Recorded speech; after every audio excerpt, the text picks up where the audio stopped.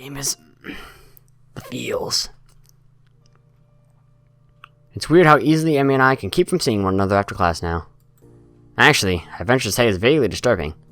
As easily as we come together, we seem to have split apart without much trouble. Well, I guess it's not exactly true.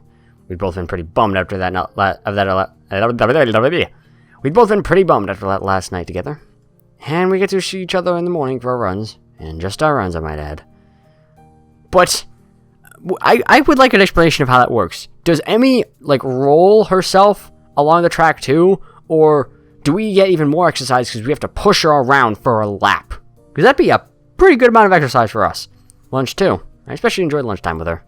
We have plenty of time to talk about everything outside of school, whereas the morning runs become increasingly businesslike. I think it's because Emmy wants to make up for our foolery in the storage shed. But no matter how much we joke at lunch, I can't help feeling a little worried about her. She seems distracted more often, and I've caught her fidgeting nervously more than once. Never figured her to be someone who cared that deeply about exams, but they certainly seem to be taking their toll, even though they haven't even started. This is just the run-up. Deep breath before the plunge. Tomorrow the real trials begin. Well, the real exams, anyway. As for me, I don't actually feel that worried about exams at all. I'm not sure why. I mean, they're pretty important. My scores will determine my odds of getting into a good university. Hell, if I'm too caliber now, it could spell doom for my academic career. But going into them, I feel confident I'll come out on the other side okay. Mucho thinks I've got science examination locked up at any rate. Or as he says, last thing that should give you trouble is my exam, Hisao. It's way beneath your talents. So, again, I have to ask. Do we have any other classes besides Muto's? I don't know. I think we do, but the only one we ever focus on is Muto's. That's the only one that we ever focus on. But clearly we have to have things like English and social studies and stuff, right? All we talk about is science. Then again, it is Muto who's telling me this. His praise of me carries the veiled implication that anything less than perfect from me would be a disappointment, which has actually caused me to fret more than I should about the exam. It's for that reason I find myself in the library after class, poring over the textbook. Pretty simple things to look over, from some formulas of velocity, a few bits about friction. Walk in the park, compared to my dreaded English exam, never was good with languages. As I flip through my notes one more time, my mind begins to wander. After the exams are over, things should get easier. Soon we'll be graduated, then off to college, hopefully. I remember my abortive attempt to find out what Emmy plans to do after high school. She avoided the subject pretty deftly, as I recall. Heck, it seems that just about every time I push too hard, she dances around the subject, or distracts me through other means. Feminine wiles. Like a few days ago at lunch when Rune wasn't around. Heh. I've done it! I'm startled from my revere by Yuko's triumphant shout. Gah! Yuko seems mortified by my sudden startling. Oh my god! I'm so sorry. It's just that... As she starts, I move to quickly calm her down before she gets too agitated. Whoa, hey, whoa. My words seem ineffective. Yuko continues to work herself into a complete frenzy. And it's a library and I shouldn't be... Easy there. Just calm down. And really, I'm setting a bad example, and I'll get fired, because I can't do anything right. Yuko! Shouting seems to work. I draw the eerie... There's several students trying to study in the library. Yuko snaps your attention, like a soldier who's just heard the captain bark an order. Sorry! Calm down. It's okay. You just startled me a little, and that's only because I was daydreaming instead of studying. So really, you got me back on task. It's a complete lie, but it seems to work. Yuko takes a deep breath and seems to calm down a little, though she keeps shifting around with a nervous energy that seems awfully familiar. So, what's got you so excited anyway? The Yamaku cat burglar! To her credit, Yuko managed to convey her intense excitement in a whisper. I think I know who it is. I got an anonymous tip as to their identity. So I did some spying, and I think the tipster was right. Oh, really? And who was this burglar? Yuko shuts her mouth, shaking her head decisively. Nope, I can't tell you that. Why not? It's between me and the burglar. I can't risk you warning him that I'm onto his game. He could tip his hand early and blow town. And then I'm left with no perp. When did Yuko start talking like a hard-boiled detective? I wouldn't warn them. Why would I care? If you gotta ask that question, then you don't need to know. That doesn't make any sense, but okay. Congratulations, I guess? Thanks. Now, what for? The cat burglar thing. Yuko nods, smiles appreciatively. So, a study of her exams? Well, that was the plan, not having much luck, though. Really? Is it because you couldn't find a book? I'm really sorry. I've been meaning to clean the shelves for weeks now, but I keep getting distracted. I'm so sorry. Whoa, wait, it's not that. I got my book right here. I'll show you the point, hopefully calm you down, and show the textbook in front of me. My mind just keeps wandering is all. Is it because of the noise in here? I'm trying to be more strict about the noise levels, but I can't bring myself to yell at people. I mean, aren't the lies hard enough without me throwing my authority around? No, it's not the noise level either, I promise. God, Yuko. I'm just... Hell, I don't know.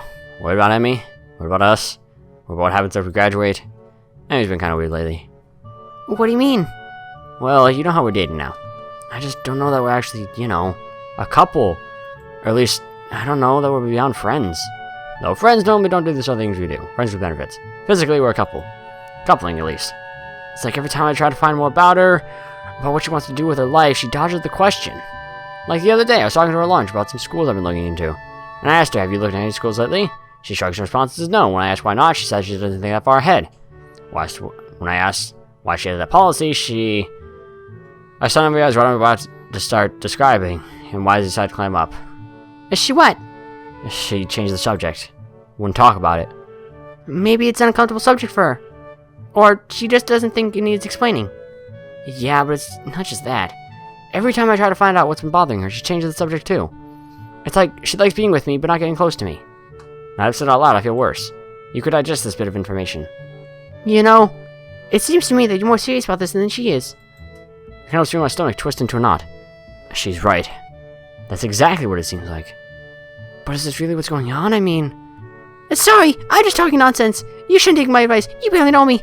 I'm just a librarian, and I'm single, so you can imagine I can't know what I'm talking about. No, I think you have a point. As much as it hurts to even consider it. Yuki seems to try desperately to find a way to soften the blow somewhat. Look. I'm probably wrong. But if you want to be sure about how obviously wrong I am, maybe you should just talk to her. Get some time alone and just ask about it. And don't let her change the subject either. Yeah, maybe I should do that. Or maybe I should just enjoy what I have. We have fun hanging out after all. And the runs are nice, the activities are nice, and talking to her is nice. Do I really need to get closer to her? What I've got right now is pretty good. But that's silly. I don't want to get close to her. I want to be able to help her out and whatever is bothering her. But, maybe I should wait until after the exams are over. Maybe she'll brighten up once the stress has passed. If she does, then I don't need to worry about it anymore. But if she doesn't, well, I cross that bridge when I come to it. Alright, I'm gonna make an assumption now. Because I don't actually remember how this really goes. Anyways, I thank Yuko for her advice and head back to my room. I don't remember exactly how this route goes, because I play a ton of Ghost route way more than this one, but I'm making a prediction here. I think what's happening is that after the nurse called Emmy, and Emmy was put into after Mako, he called Mako and talked about it. They had more discussions, and Emmy's really sad. For some reason, she hasn't been getting much sleep. It's probably because after exams, she's getting taken out of the school or something. That's what I'm assuming. Maybe I'll be able to concentrate more on my studies there and there. Or she'll just be moving or something, I don't know. That's what happened with Lily's, basically. We wanted to be with her on the plane and stuff when she went to Scotland, you know. Spoilers, by the way, if I ever do those routes, hey. Forget I said that. I leave the room after finishing my final exam and breathe a sigh of relief. As I'd hoped, the exams weren't so bad. I managed to breeze through just about everything but the English final.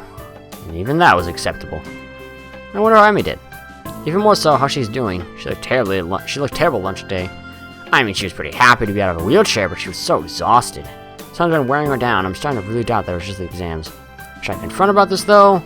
My musing is interrupted by a tap on the shoulder. There you go. Got a minute? Oh no, why do you do this? Why do you do this? Why do you do this? I suppose I could spare a few minutes. No, I have other things to worry about. Fucking hell. Hisao. Why? Sure, it's probably an arbitrary... No, this is definitely not an arbitrary choice. There's no way this is an arbitrary choice. No way whatsoever this is arbitrary.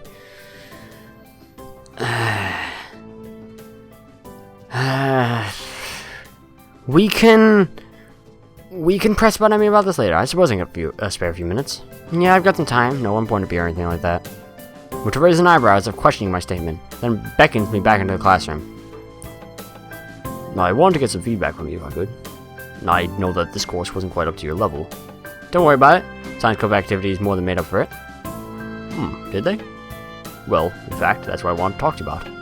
Do you think that was a worthwhile activity? Just for my own reference. Well, yeah, it was pretty great. It was a pretty great way to go further than what we did in class. It's definitely worthwhile. Joe seems delighted by my response. That's great. Exactly the sort of thing I was hoping for. You know, Hisao, I'm glad you came here. It's always good to have a student who really gets into the subject you teach. In a way, it makes dealing with the rest of the students more tolerable. You're a bright kid too. You took to the stuff like a duck to water, or some of the such simile. Thanks. You're a great help, especially with that college stuff. So, there's one more thing, Hisao. A bit of advice from one scientist to another. What's that? What does the scientist do? Observe the world around him. Exactly. Good. A simple question, but one that most people can't seem to answer. That's the essence of the scientist, Hisao. We observe what's there and try to figure it out. But what if there's something you can't figure out? What's the scientist to do if you can't observe something? How, for example, can we talk about quarks when no one has actually seen one, or black holes when observing them directly is impossible? Well, scientific equipment's pretty advanced. Which irritably weighs away my response. No, that's not it at all. Those are tools. I'm trying to give you a philosophy. Think. If you can't observe something directly, then how can you observe it? Guess? How? How would you guess the movement of a quark? What is your guess based on? Of course. Should have thought it earlier. The things it affects. Muto claps his hands together excitedly and whoops. Whoops! Yes, good. Exactly. Woot woot. Go team. Remember that, Hisao. If you can't examine something directly, it's because you're looking at it wrong.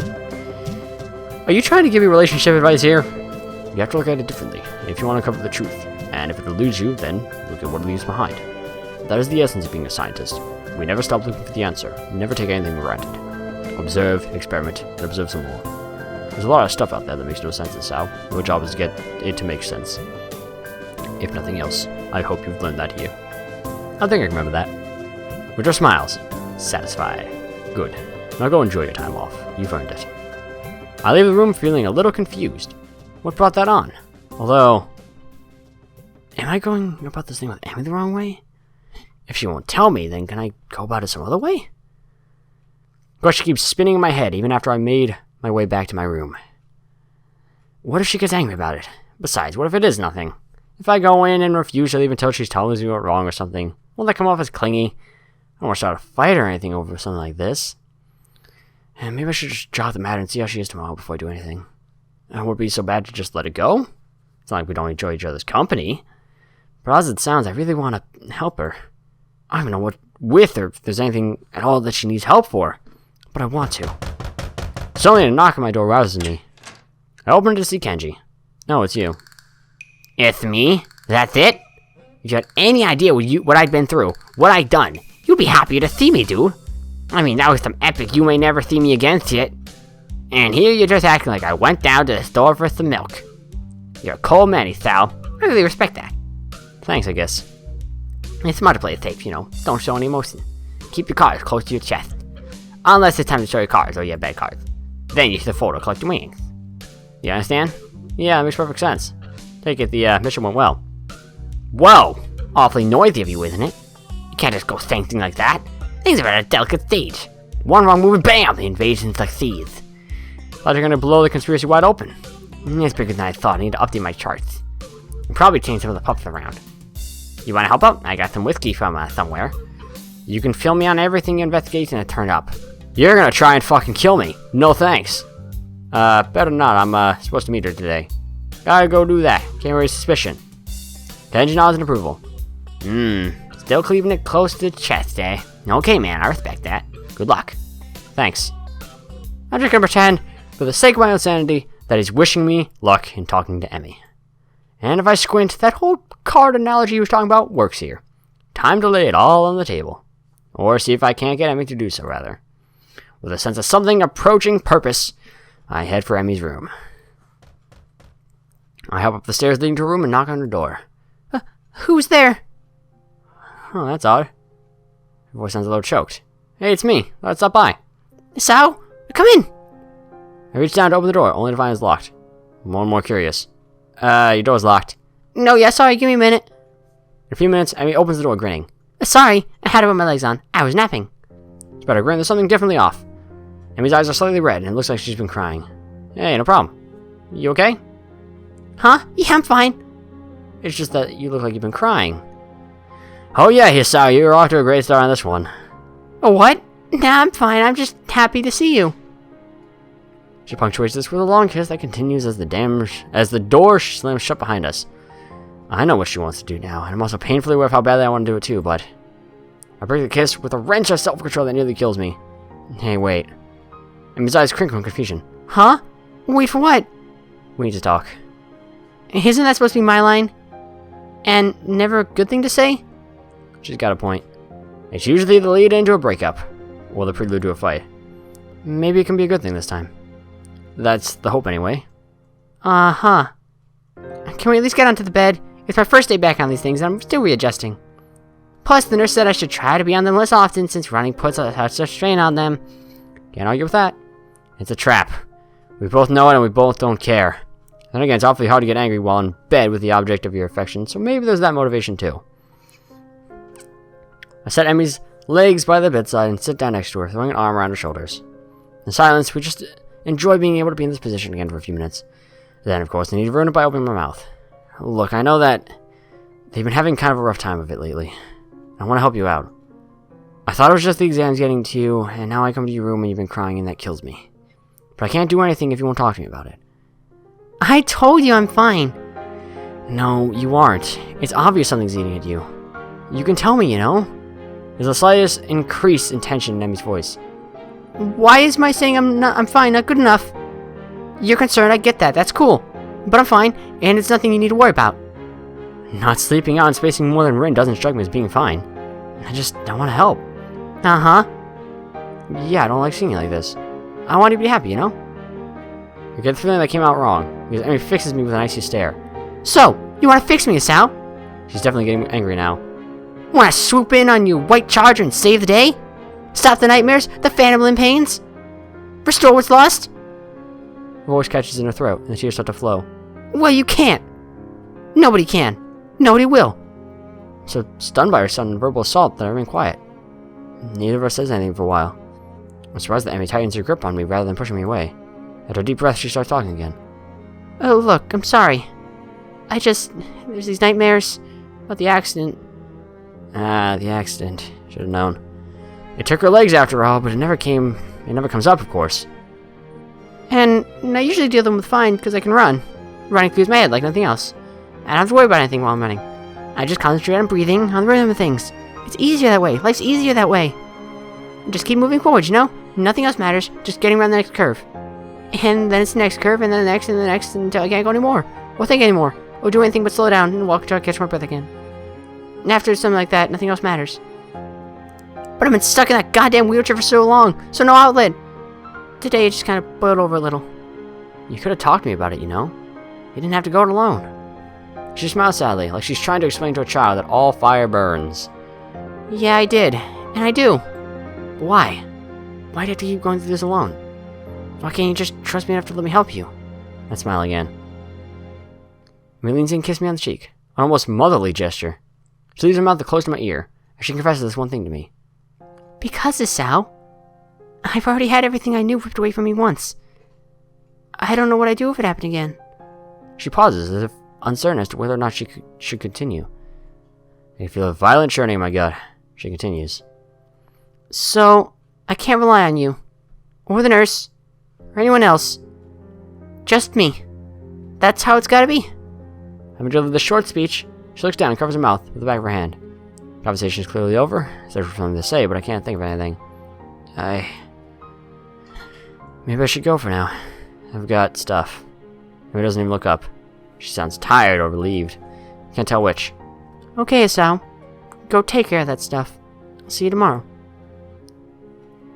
And get off the bed and head for the door, pausing at the doorway. Hey, Emi? Yeah? 1,000 things I want to say. I'm too mixed up to say any of them, though. After her admitting that she'll never let me close, I feel like my world's just been ripped away from me. What happened in that accident? Now she lost her legs, but that never seemed to bother her. What happened there? What scares a girl so badly she won't accept help, even from someone she loves? I don't know. but I want to know. I want to know so badly that being denied the answer feels like a knife in my guts. Hisao? You were saying? I'm still standing in the doorway. Nothing. Never mind. And I'm closing the door and walking down the hallway and down the stairs. Out the door, into the dark. Somehow I wander back to my room. My brains are doing a mile a minute, going nowhere fast. Can't figure out how to deal with this. I thought that moving forward was a good thing. Dwelling less on the past that I can't change, living in the present and looking at the future. Out of this thing with Emmy, I'm not sure anymore. She was saying the truth. Simply look at the next curve, ignoring the path gone by. No worry about the opponent left behind. No care for the spectators on the sidelines. And unfortunately, no time to watch out for the lagging teammates either. I throw myself down on the bed, looking at one corner of my ceiling as if the answers I want were written there. No such luck, of course. She's literally running away from something. But have I not been doing the same thing? Trying my best to forget about my hospitalization? I'm getting better, but my health isn't going to magically fix itself. Emmy has 2 legs instead of a heart to deal with, but those aren't going to magically fix themselves either.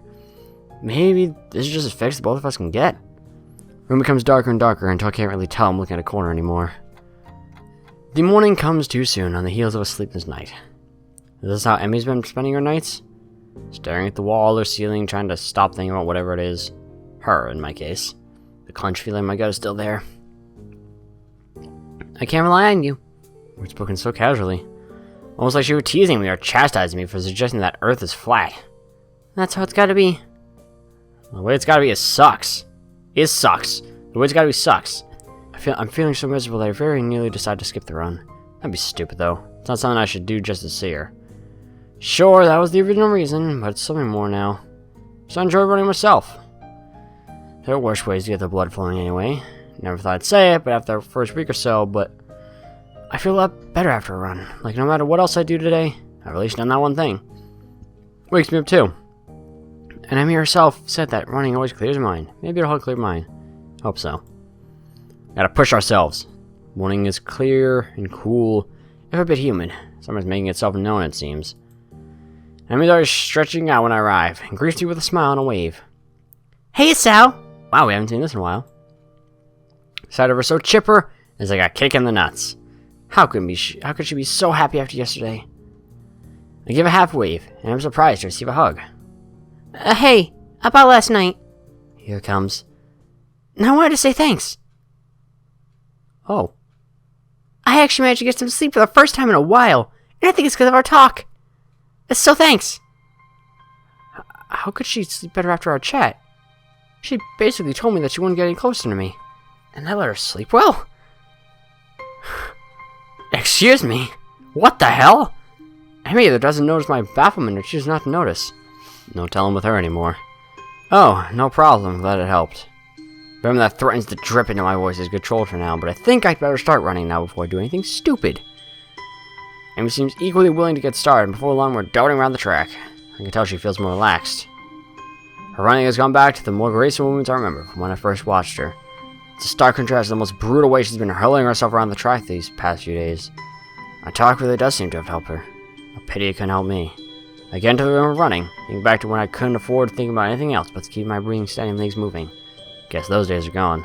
At least for the first couple of laps. Annoyed at the lack of success I'm having with clearing my mind, I increase the pace. Ah, there's the burning sensation in my legs. Breath coming ragged in my chest, the pounding in my heart, which I still need to be careful about. But it does seem to have gotten stronger. I can feel it pumping blood through my veins. It sounds thrums in my ears. But instead of being panicked as I was that day in snow, I'm filled with elation. Yes, it's working, my heart.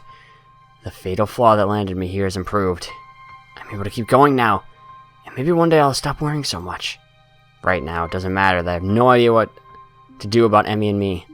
All that matters is my arms and legs continue to pump in concert with one another. Nothing else. So at the final stretch, I remind myself that running really does help. Though not as much as I'd hope. I do feel better, and I walk a few laps to cool down. Being to remember last night in a slightly less emotional manner. Emmy wants me to stay distant from her. I can't bring myself to do so. There's gotta be a way around this. Some kind of middle ground I can reach. Not sure where that middle ground is, though. Damn, I was almost feeling optimistic. Nice run, Hisao! You really improved! Nice run. That's all I can hope for now, isn't it? Congratulations, Hisao, you're pathetic. Gotta change my attitude. Well, you know, I am pretty awesome. And yet, I just keep saying things I don't mean. And in a second now, I'll be as good as hiding my problems as Emmy is. I like to think so. Why does she do this to me? Say something like that with such real affection in her voice that makes my heart leap. She doesn't mean it. She can't. Must be doing a worse job than I thought because now he peers closely at me. Hey, you feeling okay? Maybe we should get to the nurse, huh? Yeah, I'd hate to keel over on you. Emmy looks a little shocked at my bitter tone. Don't say things like that. You've already done it once before, you know. Why is she act so affectionate? She doesn't really care. I should make that clear. But despite all that, I find myself apologizing, even though I shouldn't have to. Even though she's probably just putting on an act. Sorry. Come on, let's see the nurse. Get myself to calm down the whole time. Every time, it feels like I've gone over what happened last night, and Emmy does something or says something that shows affection. I'm back to the beginning. The image of her ending the conversation haunts me. It was like the final twist of the night that left me feeling bereft of any hope that Emmy and I could be more than what we are. And what are we at this point? A little more than friends who happen to fuck. And really, it's not like I don't enjoy the time I spent with her. I said so the other day myself. I really nearly didn't even bring anything up with her. I was just gonna hop on in there and let it ride, wasn't I? Yeah, I was. With this running through my head, I find myself around the nurse's office, still brooding as he checks out Emmy. Emmy comes bounding out of the door, gives me a kiss, and darts off to the shower, I assume. Meanwhile, the nurse beckons me into his office to give me the ritual once over. Any problems today? Nah, even pushed myself a little harder today than I have in the past, and I seem to be able to handle it. That's uncharacteristically risky coming from you, Hisao. You've been hanging out with Emmy too much. She's rubbed off on you, and not necessarily in a good way. As I mentioned Emmy's name, I can't help but frown unhappily in spite of my efforts at control. Well now, this is new, don't you think? Last I checked, your usual response to Emmy was a grin, not a frown. What exactly happened between you two? Because Emmy doesn't seem to be in on it, or whatever it is. She looked more relaxed than I'd ever seen her in weeks, which is unusual for this time of year. What do you mean by that? Why, what? This time of year. I keep trying to find out what's bothering her, but she clams up as soon as I broach the subject. Then last night she said, let me guess, she won't tell you because she says she can't trust you. And now you're crushed, because she thought that the two of you were so much more than she seems to think, right? More or less. I'll let you know. Hisao, I'm the nurse. It's my job to know these things. Plus, I've known Emmy long enough now to know she'd try something like this. It's just like her. He says this in a sort of half-affection, half-frustrated tone that would seem more appropriate if he had a cigarette dangling from his lips. As it seems, he seems willing to make do with a pen. Look, you mind if I give you some advice? Why is this even a choice? This is basically asking, hey, you want the bad end or the good end? At least that's my assumption of this. Sure, why not?